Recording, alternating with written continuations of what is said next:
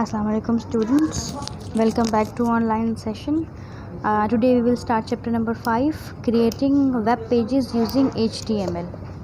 HTML से हमने web pages का मतलब जो आप वेबसाइट्स सर्च करते हैं ना, इंटरनेट पे, गूगल पे, कहीं पे भी कोई भी वेबसाइट सर्च करते हैं वो HTML पे बनी होती है। अब HTML है क्या? ये एक लैंग्वेज है जिसमें हम वेबसाइट्स बनाते हैं।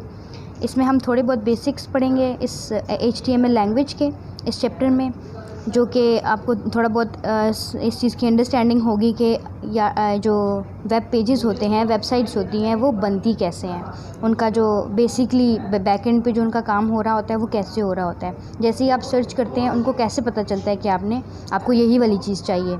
मोस्टली वही वाली चीज़ आपके पास आती है जो आप सर्च करते हैं, जो आपको चाहिए होती है। तो वो चीज़ हम इसमें पढ़ेंगे। A basic concept of creating web pages. A web page is a page containing text, images, audio, video and links to other web pages. These pages are written using special language called hypertext markup language. H hyper, T text, M markup, L means language. तो इसको underline कर लें। Hypertext markup language, HTML. A software called the web browser is used to view these HTML pages. Let us now learn the basic of HTML. HTML is a language used to design web pages. अभी definition है.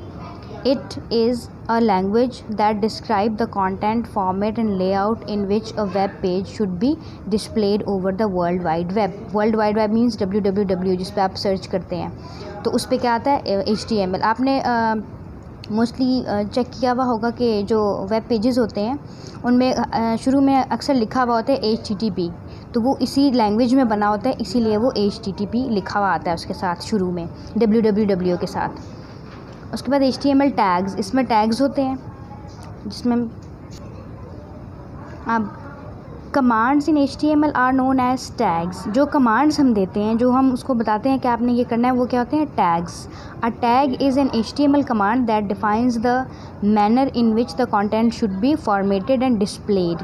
अब tags वो होते हैं जैसे हम chapter start करते हैं। फॉर एग्जांपल हम चैप्टर स्टार्ट करते हैं, हम टॉप पे लिखते हैं डेट, डे और क्लास वर्क, और फिर चैप्टर नंबर, फिर चैप्टर का नेम, फिर फर्स्ट हेडिंग या फिर फर्स्ट क्वेश्चन, और क्वेश्चन के आंसर में अगर हेडिंग्स आ रही हैं तो देखिए पहले हेडिंग आ रही है, फिर नीचे उसका टेक्स्ट आ रहा है, फिर हेडिंग आ रही है, फिर टेक्स्ट आ रहा है। इसी तरह HTML में टैग्स यूज़ होते हैं।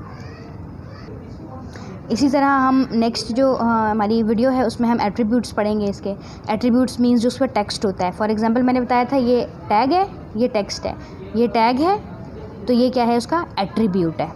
इसी तरह आपने इस पूरे चैप्टर की रीडिंग कर लेनी है। चैप्टर की रीडिंग बहुत आसान है।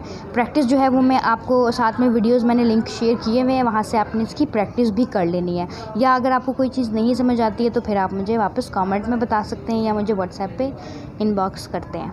तब तक के लिए अल्लाह हाफ़िज़।